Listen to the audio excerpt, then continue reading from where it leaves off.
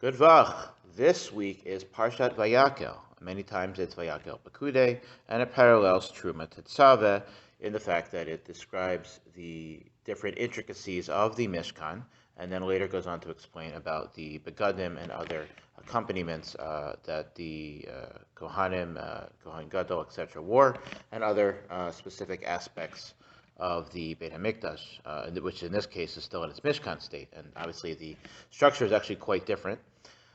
So we need to figure out what is the Mishkan teaching us. Now, obviously, it's teaching us about all of the construction, how the Mishkan was constructed, but there are so many deep lessons embedded in just the actual lashon of the particular items that are being used, that are being constructed for the Mishkan, especially those that are part of the binyan itself, without even getting into all of the kalim, without even getting into all of the specific vessels that were used.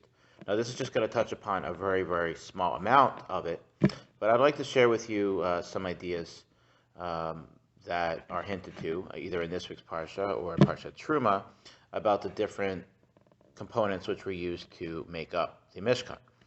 I'm not going to touch upon every single thing, but every single thing which the Torah mentions, of course, has a profound and possibly infinite lesson attached to it.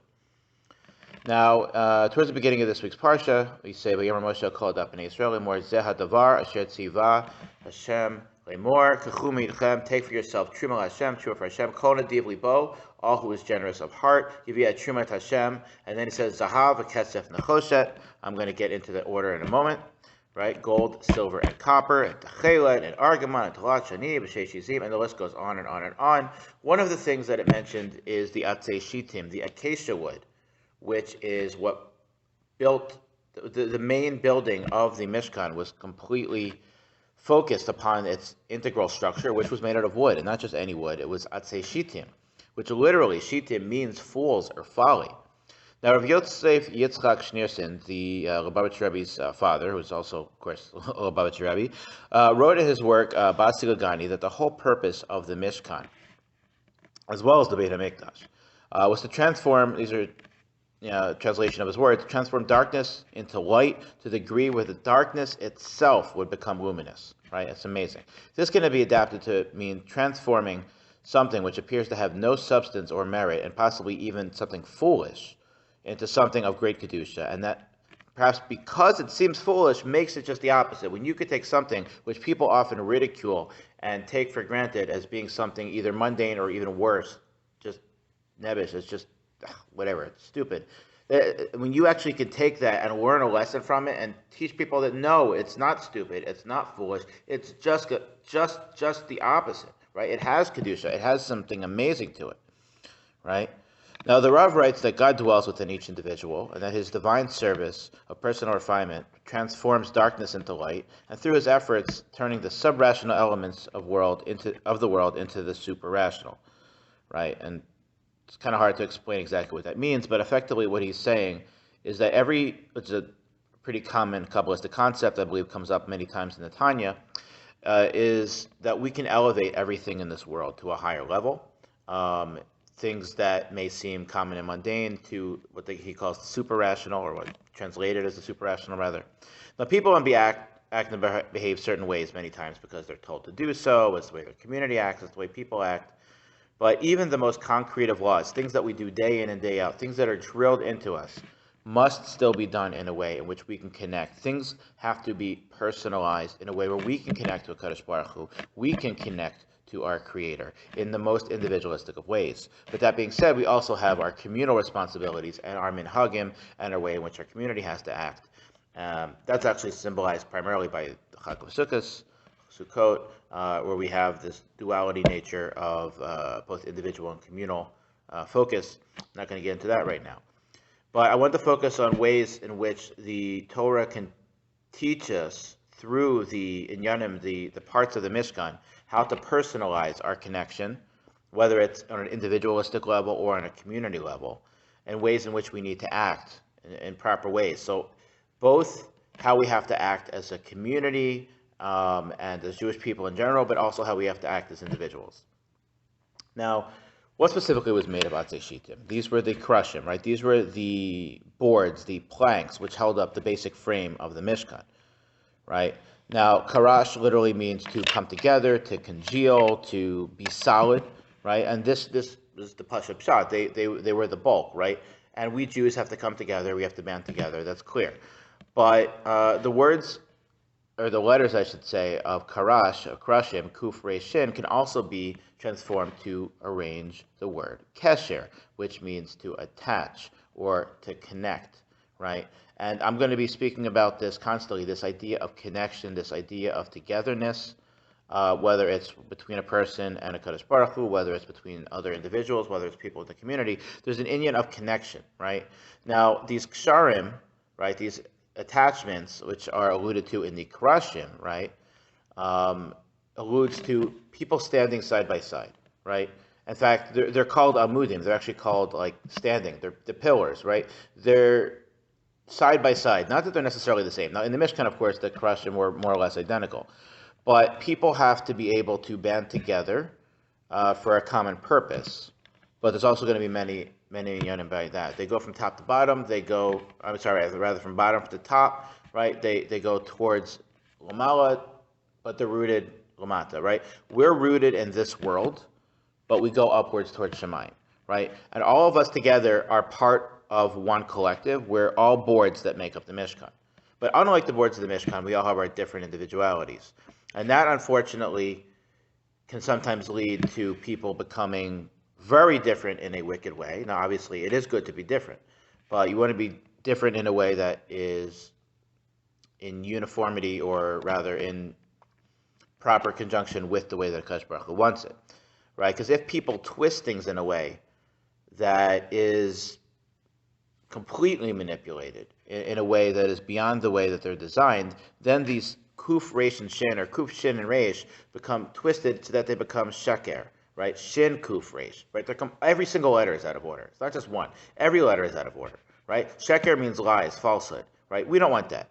We want individuality. We sometimes might want to twist a letter or two. We sometimes might want to manipulate things a little bit in order that we can understand things, that we want to be able to, personalize things. But when we twist it so that everything is out of place, that's not MS. That's falsehood, right? That's chakras, right? We want to be amudei shitim. The pillars are called amudei shitim. We want to be, amud means to be stand upright. We want to be upright individuals, right?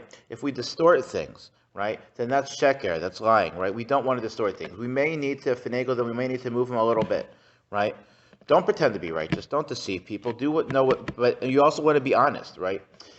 You want to be straightforward, but you also want to be yourself, right? And sometimes that does mean presenting yourself in a slightly different way, but not in a way that is so incredibly twisted that we can't even recognize it for what it is. It's something so far into what HaKadosh Baruch Hu and the Torah teaches us. We don't want that, right? HaKadosh Baruch Hu is what holds us up, right? We obviously hold each other up, being bound together, but ultimately it's HaKadosh Baruch Hu that binds us together, and we need to be unified in order to hold ourselves amudim, upright, so that we can form a kesher with Hashem. Now, what were the krashim connected to? What were these planks connected to? They were connected to vavim and adanim, right? They were connected to hooks and sockets, right? It's hard to explain exactly what that means without a diagram of sorts, right? But the vavim, that seems a little more understandable. The word vav literally means to connect, as well as the letter vav is symbolic of connection. And this symbolizes that just as the boards were connected to each other, they were connected to other parts, we have to be connected in our lives. We have to be connected to the people around us, and we have to be connected to Hashem, right? It's all about the connection. Now, adanim is perhaps a little more tricky. Now, adanim are the sockets. Now, why would something as simple as a socket be called a master, right? Adan comes from the word adon, which means master. Why would these little sockets be masters? And sometimes it's the people who hold, the people who may seem insignificant and hold everything together, or alternatively, people who are important and hold little details together. Those are the ones who are the true masters, right? Without sockets, sometimes these little cogs, whether it be, a janitor, a teacher, or whoever it is, somebody who is not always regarded as the highest of the high or as big as a plank and mighty, right? They sometimes are what holds everybody together. The people who sometimes have the small but crucial tasks that keep things in order, that keep things firm, standing together. Those are sometimes the true Adanim, the true masters, because without them we're all lost and we all fall apart. Now the sockets were designed so the planks would fit perfectly and provide the support needed to allow them to stand. And such is the same in life.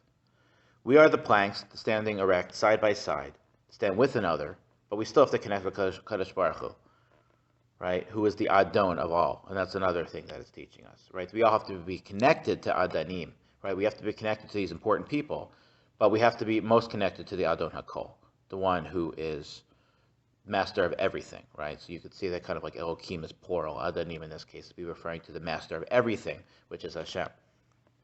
Right? Without Hashem, we couldn't even breathe, we couldn't exist, right? But having sockets is not enough, right? Not having hooks, not having sockets, it's still not enough. What do we have next? We have the Yadot, right? These tenons is what we call them, right? These little bracket things, right? That come from within us and grasp on to the world beneath us, right? We need to use our world, like we can't be ethereal, we can't be just completely in the spiritual world. We live in this physical world, right? We have to use our hands. Hashem wants us to use our hands to make things, to do things, to be involved, right? To do chesed and charity with our hands. We want to be involved, right? Yadot literally means hands, right? We call them tenons here, whatever exactly that means, but these bracket things that hold things together. But our hands also hold things together, sometimes holding other hands, right?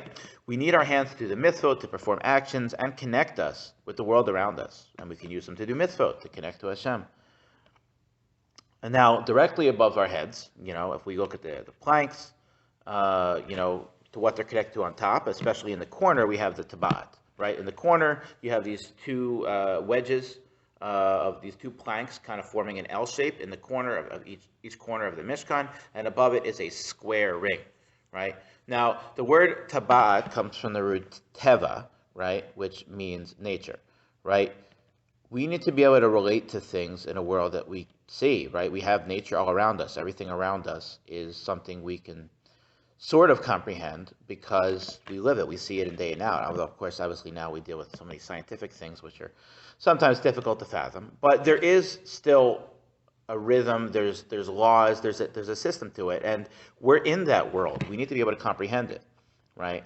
And we see that as not necessarily, even though we often call it tabat a round ring, right? In this case, it was a square ring, because we see things in this world as cut and defined, right? That's how we have to see things. And there are certain rules. There aren't certain rules to live by, whether it's the Torah rules or whether it's the laws of nature, right? But reality of tabat is also a circle, because everything comes around, goes around, and everything is fluid, and everything is part of a dynamic. So it's almost like putting a round peg into a square hole or something to that effect. But if we can kind of picture the circle, which again, I'm getting a little maybe abstract here, right? If we can picture this spherical or spiritual essence, which is the circle, and we can give it these finite edges, like a square, that we can now relate to, right? So it's kind of like putting the circle in a box, right? It's like having a can inside a box, maybe, right? That we can better grasp the size of the circle, the dimensions of the circle, because it's within something we can understand. It's within these physical, limits. In fact, 4 dimensions, 4 sides to the square, right? Which 4 represents physicality, right? We live in a physical world, but inside the square, we want there to be something round. We want there to be something which never ends, is infinite, right? It's something which is of amazing dimension, right? And those are specifically on top, because we look up, and it's in a way we can still relate to, but also in a certain way that we can't even comprehend.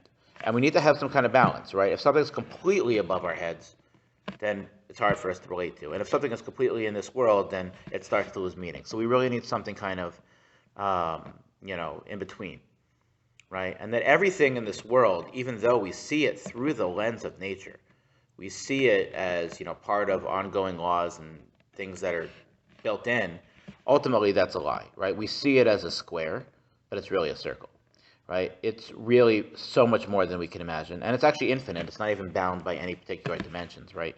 Everything that exists, everything we see physically in the world is really all part of Hashem's divine energy. It's part of Hashem's divine will, right? Now, it's above our heads, but still within our grasp, right? So even though there's so many things that we can never fully understand as physical beings, there still are many things we can. And we have to use the lens of Torah and the guides that we're given, whether it's through Torah, Gemara, whatever it is, or through even the lens and the beauty of nature, to be able to connect to everything. And again, this is all about connecting, right? Now, what holds these amudim together, right? We have all of these things together. We have, the sockets, the tendons, everything. Everything's all together and it's firm. But what's actually holding the bulk weight of these pillars together? What's holding them across? They're the brichim, right? The brichim are these wooden bars that span across, right? Different levels, right? But they span across to hold them together, right? The word briach comes from the root barach, which means to flee or to run away, but it also means to go across, right? When you're going from one place to another, you're going across, you're fleeing across the land, whatever it might be, right? These brichim spread across these amudim, and we need to be able to do that. We need to be able to bridge gaps and hold people together. We need to put an arm to this side and an arm to that side. We need to be able to reach across the aisle. We need to be able to hold people together. We need to be able to hold people close when they're having sorrow and difficulty and trouble in their lives, and we need to come together. We need to bring people together. We need to band together, right? It's not enough for one person to be here, one person to be there. We have to be unified, and that means we have to be banded together. It doesn't necessarily mean we have to be the same, but it means we need to be banded, and we're all being held together. We're held together by the bonds of Torah, of Yiddishkeit, and whatever similarities we do have, right? And that's really important. Now, getting to another interesting thing, we mentioned the three metals, right? The three primary metals that are used, which are gold, silver, and copper. Now, if you're watching this in 2022, we just had the Winter Olympics, and you may notice that that also has the hierarchy of gold, silver, and copper, and that is actually an age-old idea. And these were often the levels at which those metals were traded, that gold is most often precious, silver is next precious, followed by copper. But the Torah is teaching us that all of them are precious, right? Copper is precious as well, right? You're still, quote-unquote, placing, right? Now, yes, there were certain places and points in time in which case this was an exception, but for the general premise of history, certainly in the last 2,000 to 3,000 years, this has been the hierarchy. However, there's a little bit of a way that the copper doesn't quite fit in the same way that the silver and gold do. Let me explain. The word zahav, which means gold, and again, I could probably give, or certainly many Rebbeim could give, a shiur just dedicated to gold, or just dedicated to silver, just dedicated to copper. So we're just going to briefly touch upon a couple ideas here. Right, the word zahav, zayin, hey, bet, right? Each letter has a single-digit numerical equivalence. Zayin is 7, that's a single digit. Hey is 5, that's a single digit. Bet is 2, that's a single digit. They're all single digits, right? Kesef, on the other hand, they're all doubled units. They're all multiples of 10, right?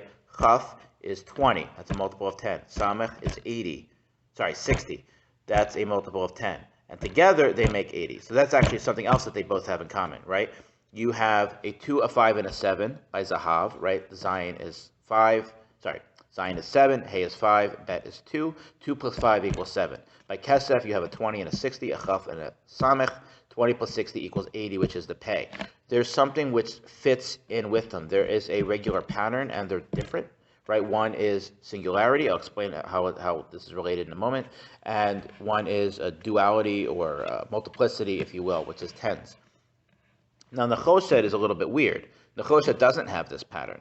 Nechoshet has 3 different units, right? It has the Nun, which is a multiple of 10. It has a Chet, which is a multiple of 1, right? So it's a single digit, it's 8, right? And then Shin is multiple of 100, right? So it's a whole different level, right? And then we have the Tav at the end. But the Iker root is Nachash, which is a whole other story, which I'll only very briefly get into. But if you look at it like a pyramid, where you have the single digits on top and the double digits, meaning multiples of 10 in the middle level, then the triple digits on the bottom, that's not Nechoshet. That's actually Keresh. That's actually back to where we started. That's the boards, because that's Kuf, Resh, and Shin. Kuf is 100, Resh is 200, and shin is 300. And that also adds up together. 100 plus 200 equals 300, right?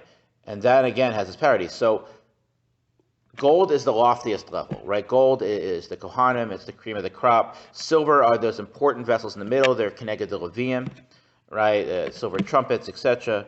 And then the bottom is not Nechoshes. It's something which is actually much more fundamental. Those are the boards that hold everything up. Each individual Yisrael, each individual member of Klal Yisrael is one of the boards. Now, we are precious, but we're more precious than copper, we're more precious than silver. We're all gold, but there still is a hierarchy within Klal Yisrael of Kohanim, Levim, Yisraelim, and things like that. Now, another interesting thing to talk about is why do they have these patterns? So putting aside Nechoshet for now, and focusing primarily on gold and silver, why is gold single units, right? Because they're more fine, right? Fine, if you get to a specific number, the lower you go, the more specific it is, right? So there's something that's more fine-tuned about gold that makes it more precious, right? Each one of us is like gold. We're all precious in the same way or different ways, right? We're precious in the same way that we're all members of Klal Yisrael. Each one of us is a Jew with the Yiddish and Neshama, and every person is B'Tselem Elokim. But we're also a little bit individualistic at the same time, right? We have these doubles. We have these silver elements too, right? We have these elements where we're kind of combining things. We're multiples of 10, which again gets into a whole nother topic, right? But we have some of these bigger pieces to us as well. And then we are sometimes a little bit scrambled, and we have Nechoshes, but at our core, we're actually still crushing. So what's the idea that 2 plus 5 equals 7, or 20 plus 60 equals 80, or 100 plus 200 equals 300? And that is that whether we see it or not, everything that's precious in this world, which is everything that is important in this world, has a way in which things fit together. We don't always see the pieces, but when they fit together, they're beautiful, right? 2 plus 5 does equal 7. It's a mathematical rule. But we don't always see things as being straightforward. But everything is there. Everything is part of HaKadosh Baruch Hu. Part A fits with Part B, and it equals Part C. That's part of the beauty. And all three had to be used in the Mishkan, right? And I'll get to the slight difference of Nechoshet in a moment. I apologize, there are some technical difficulties here. Moving forward, basically, we have three different levels, right? We have gold, silver, and either the Krushim or the copper. Now, what were they all used for, right? Now, gold obviously was used for a lot of individual items, but among, the Mizbeach, Aron, Menorah, etc., Shulchan. But in terms of the actual components which make up the Mishkan, then that is actually a little bit interesting. It's very interesting. Now, the Vavim, the hooks, those were made out of gold, right? Because when we want to connect to others, we want to connect to Kadosh Baruch Hu, that needs to be pure. We need to be genuine in our connections, and we need to work on refining that. That is amazing, right? We need to go to the absolute greatest level to make sure we have the best connection, right? That's gold. Now, silver, that was with the sockets. Those were the Adani, right? Now, there were also copper sockets, which were used for the screen, which is the masach and the entrance. So this indicates that sometimes the opening is through people whom people may seem as little value. So let's take a step back. Silver is something which always seemingly has intrinsic value. Now, it may tarnish, unlike gold, but it still has a very strong value. The sockets, which are Adanim, which I mentioned, are the people which hold things together, who seemingly may have either mundane jobs or may have to do very many small tasks. Those can be different levels, right? So sometimes they can be silver, and those can be pretty important tasks, even if there are many of them and they're overall small. Or sometimes they could be seen as maybe menial or demeaning tasks, but they're nevertheless super important. Now, the masach and the entrance, they indicate something that this is an opening, right? An opening is a way to get somewhere, right? And everybody needs an opening. You need to get through a door literally, and you need to get to opportunities in life, right?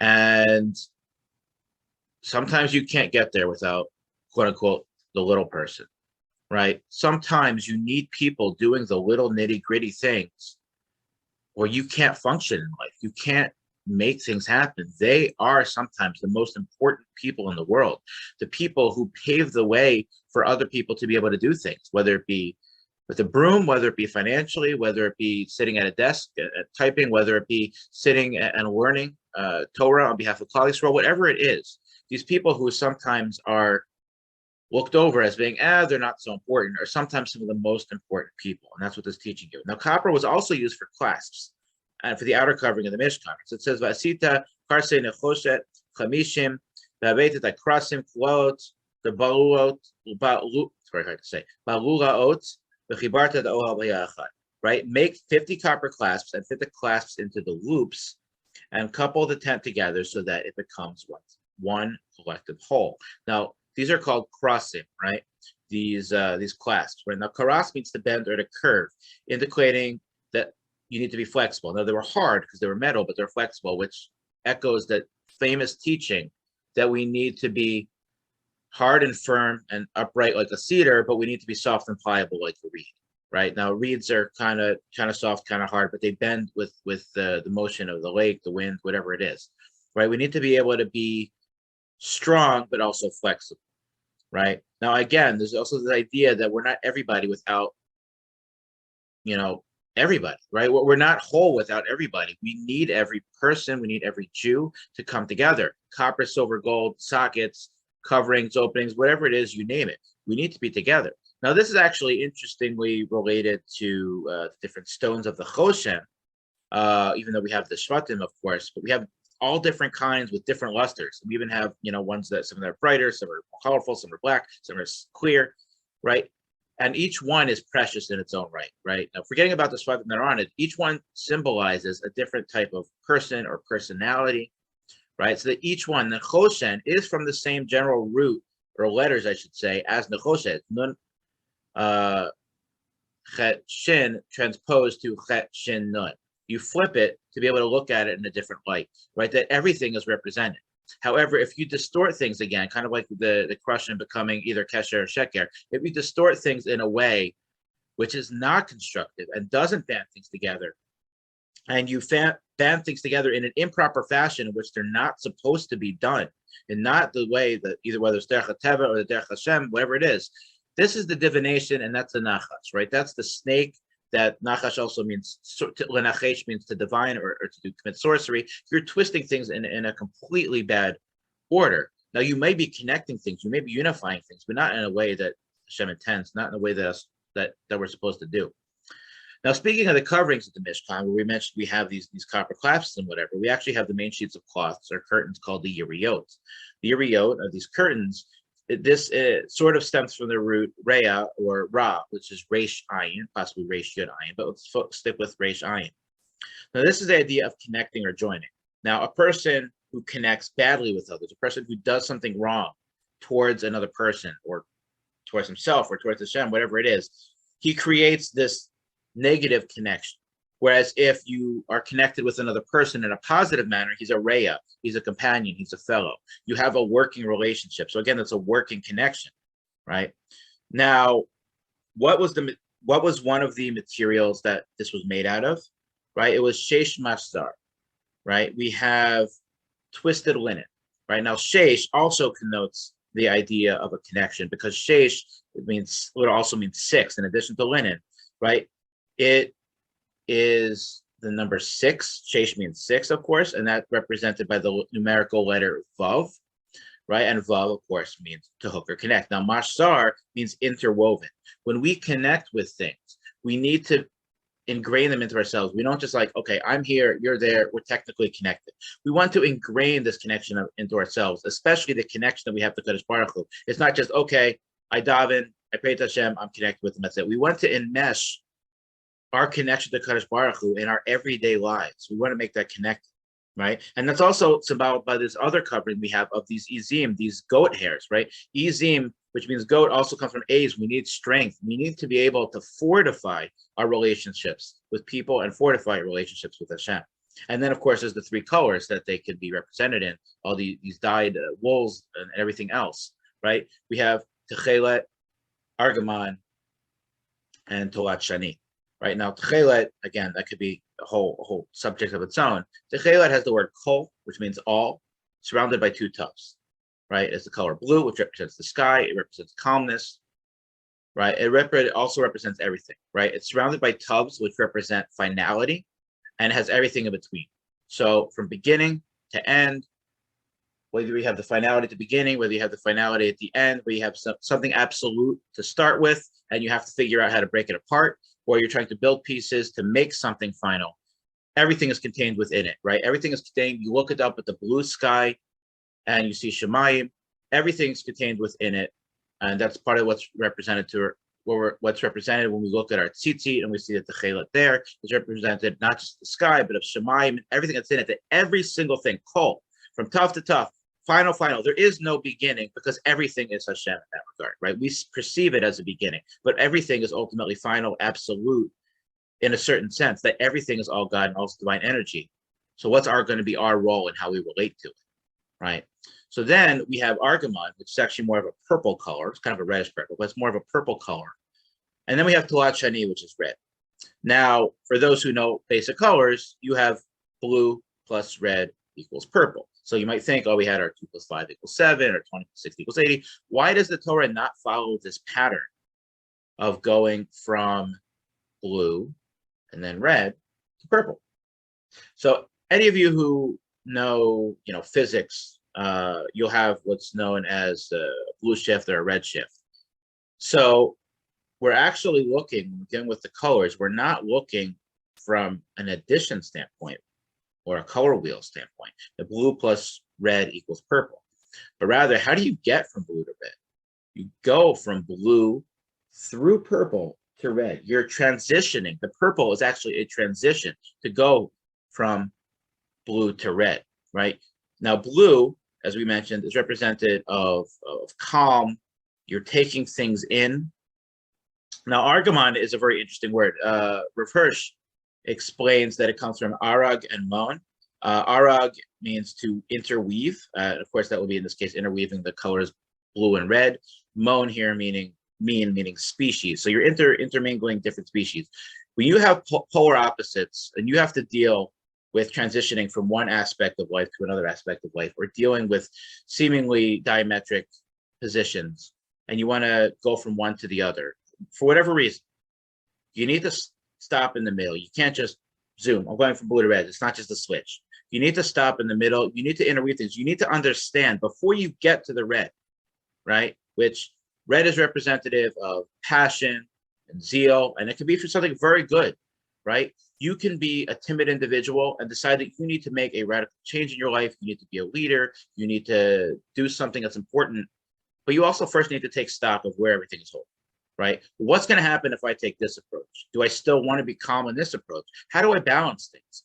You sometimes need to know the balance and the interweaving, right? This mix, this ereg in the middle before you get to this red. And the red is known as Tolat Shani, which is kind of a weird term, right? It comes from Tolat, which means worm, right? Which represents our humility, that sometimes we want to be so passionate about something. This is our goal. We have to do it. Hashem said we got to do it. Boom, boom, boom. That's it, right? But no, take a step back. You also have to have some humility. It's not, you have to make sure your intentions are pure. It's not always about getting the objective done. Sometimes it's also about how you get it done and what you accomplish along the way. You need to have some level of humility, which is represented by the worm. And then you also need shani, which means a second time, shani. You need to sometimes redigest things, right? Did I do it the right way the first time? If I didn't, what can I do better the second time? You always want to redigest things a second time, right? You need to be able to understand a balance. And this is one of so many teachings that the Torah has given us through the amazing gifts that Hashem has given through us, with just a little hint of some of these words, with the building of the Mishkan and what it's teaching us day in and day out, how to live our lives every day, the way we relate to people, the way we relate to Kadosh Baruch Hu, the way we relate to life and the problems that are in it and our goals and everything. We need to have a connection and we need to move forward, but we also need to sometimes take a step back. We need to be able to perceive everything and take in information, sometimes before we act, sometimes fixing things after we act, sometimes to know how to act differently in the future. And we also always need to have Hashem in mind and other people in mind, because we're all part of one spectrum. We're all part of one Mishkan. We're all boards standing together. We're amudim. We're upright and banded together with this brichim. We're connected together to form this one Mishkan, which is connected to the word Shechina, which means to dwell, so that hopefully we can merit having the Shechina dwell again once in our presence, once again, I should say, dwelling again in our presence in a concentrated form with Mashiach and all the glory and all the amazing things that come with it, so we can bask in the glow of the Shekhinah and Hashem's glory and be truly connected, not just with one another, but truly connected in a whole new dimension to HaKadosh Baruch Hu and the world at large. Thank you very much, and Shabbat Shalom.